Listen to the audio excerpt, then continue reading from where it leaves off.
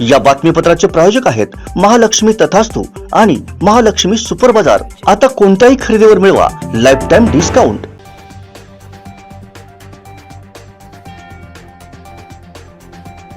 सर्वोच्च न्यायालयात गुरुवारी महाराष्ट्राच्या सत्ता संघर्षावर निर्णय येण्याची शक्यता आहे। सरन्यायाधीश चंद्रचूड यांनी न्यायालयाच्या कामकाजावेळी हे संकेत दिले। 1993च्या दंगली जशा घडल्या तशाच दंगली उद्धव ठाकरेंना घडवायची होती। दंगलीचा फायदा घेऊन मुख्यमंत्री बनण्याचं स्वप्न त्यांचं होतं, असा मोठा दावा भाजप आमदार नितेश राणेंनी केला। पती पत्नीमध्ये झालेल्या वादातून म्हापसा गोवा येथील कट करून मित्राच्या सहाय्यानं पत्नीचा गळा आवळून तर डोक्यात दगडानं प्रहार करून खून केला। विशिता नाईक असं तिचं नाव आहे। नंतर तिचा मृतदेह दोडामार्गातील नाल्यात फेकण्यात आला। सिंधुदुर्ग भाजपात खांदेपालट होणार आहेत। नवाध्यक्ष 15 मे पूर्वीच ठरणार असल्याची माहिती भाजप प्रदेश उपाध्यक्ष अतुल काळसेकर यांनी दिली। माडखोल येथील विद्यमान ग्रामपंचायत सदस्य संजय देसाई यांनी आपल्या पदाचा तडकाफडकी राजीनामा दिलाय। त्यांना 2 दिवसांपूर्वी गावातील दोघांकडून ग्रामपंचायत कार्यालयात घुसून मारहाण केली होती। 2024 निवडणुकांचं वर्ष असेल। रत्नागिरी सिंधुदुर्ग लोकसभा मतदारसंघावर भाजपचाच झेंडा फडकेल असा विश्वास भाजप प्रदेश उपाध्यक्ष अतुल काळसेकर यांनी व्यक्त केला। साताऱ्यात व्हेलमाशाच्या उलटीची तस्करी करणाऱ्या 4 जणांना सातारा स्थानिक गुन्हे शाखेनं अटक केली आहे। या कारवाईत एलसीबीनं 5,43 लाखांचा मुद्देमाल हस्तगत केला। कोलगाव येथील संतोष वासुदेव चव्हाण या तरुणाचा मृतदेह सावंतवाडी नगरपालिका हद्दीवर असलेल्या ओहळा शेजारी सापडला। मयत संतोषचे काका बाबूराव चव्हाण यांनी घातपाताचा संशय व्यक्त केला। वैभववाडीत कुसूर मधलीवाडी येथील वीज वितरणच्या ट्रान्सफॉर्मरवर वीज कोसळली। ट्रान्सफॉर्मरवर बिघाड झाल्यानं 3 वाड्यांचा पाणी पुरवठा ठप्प झालाय। ठाकरे पुन्हा मुख्यमंत्री होऊ शकतात। 10व्या सूचीनुसार 16 आमदार अपात्र व्हायलाच हवेत। घटनातज्ञ उल्हास बापट यांनी हे मोठं वक्तव्य केलं।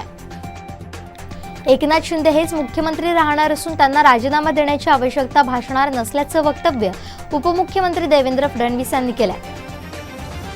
मुख्यमंत्री सौर कृषी योजना माध्यमातून शेतकऱ्यांना कृषीसाठी 12 तास वीज देणार असल्याचं मोठं आश्वासन उपमुख्यमंत्री देवेंद्र फडणवीस यांनी दिलंय। राज्यातील शाळांमध्ये रिक्त असलेल्या शिक्षकांच्या जागा त्वरित भरण्यात येणार आहेत। महिनाभरात ही प्रक्रिया सुरू होणार आहे। नीट परीक्षा दरम्यान परीक्षा केंद्रावर विद्यार्थिनींना त्यांची अंतर्वस्त्र काढून उलटे परिधान करायला लावलीत। राज्यात सांगलीत तर देशात काही ठिकाणी असे प्रकार घडले। महाराष्ट्रामध्ये मद्य विक्रीमध्ये मागील वर्षाच्या तुलनेत चांगलीच वाढ झाल्याचं दिसतंय। राज्यात तब्बल 23% वाढ झाल्यानं शासनाच्या तिजोरीतही भर पडली आहे। 21,550 कोटींचं उत्पन्न आलंय। पंतप्रधान मोदी हे देशाला नव्या उंचीवर नेण्यासाठी घाम गाळत असून त्यांच्यावर बोलण्याची संजय राऊत यांची लायकी नाही असं ट्विट चित्रा वाघ यांनी केलंय।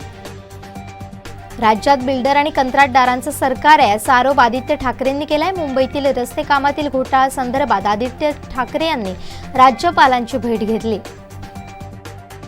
आमदार जितेंद्र आव्हाड यांनी द केरला स्टोरी चित्रपटाबद्दल खळबळजनक वक्तव्य केलंय। चित्रपट निर्मात्याला फासावर लटकवलं पाहिजे असं जितेंद्र आव्हाड यांनी म्हटलंय। जितेंद्र आव्हाडांच्या केरळ स्टोरी बाबतच्या वक्तव्यात काही बेकायदेशीर आढळलं तर त्यांच्यावर कारवाई केली जाईल असा इशारा देवेंद्र फडणवीस यांनी दिला। रेल्वेनं प्रवास करताना रेल्वेतील सामानाची चोरी होत असल्याची धक्कादायक माहिती समोर आली आहे। यामुळे भारतीय रेल्वेला मोठं नुकसान सहन करावं लागतंय। यामुळे रेल्वेला तब्बल कोट्यवधींचा चुना लागलाय। मध्यंतरीच्या काळात काश्मीर फाईलचा आधार निवडणुकीसाठी घेण्यात आला, त्याच धर्तीवर आता केरला स्टोरीचा आधार घेण्यात येतोय असा आरोप नाना पटोले यांनी भाजपवर केला। पत्राचार घोटाळा प्रकरणी शिवसेना खासदार संजय राऊत यांना मोठा दिलासा मिळालाय। पत्राचार घोटाळा प्रकरणातील सुनावणी 20 जूनपर्यंत तहकूब करण्यात आली आहे। बंगालच्या उपसागरातील आग्नेय भागात मोचा हे चक्रीवादळ उग्र रूप धारण करून त्याचे तीव्र वादळात रूपांतर होऊ शकतं। आफ्रिकेतून भारतात आणण्यात आलेल्या आणखीन एका दक्षा नामक चित्त्याचा मृत्यू झाला। याआधी 2 चित्त्यांचा मृत्यू झाला होता। अमेरिकेचे माजी राष्ट्राध्यक्ष डोनाल्ड ट्रम्प यांना स्तंभलेखिका महिलेचे लैंगिक शोषण केल्याप्रकरणी दोषी आढळलेत। या प्रकरणी त्यांना न्यायालयानं $5 मिलियन म्हणजेच 41 कोटी रुपयांचा दंड ठोठावलाय। या बातमीपत्राचे प्रायोजक आहेत महालक्ष्मी तथास्तु आणि महालक्ष्मी सुपर बाजार। आता कोणत्याही खरेदीवर मिळवा लाइफ टाइम डिस्काउंट। आमचे दिवसभरातले सर्व अपडेट्स, ताज्या घडामोडी आणि थेट लाईव्ह पाहण्यासाठी सबस्क्राईब करा, लाईक करा कोकणचं नंबर 1 महा चॅनल कोकण 7 लाईव्हचं YouTube चॅनल.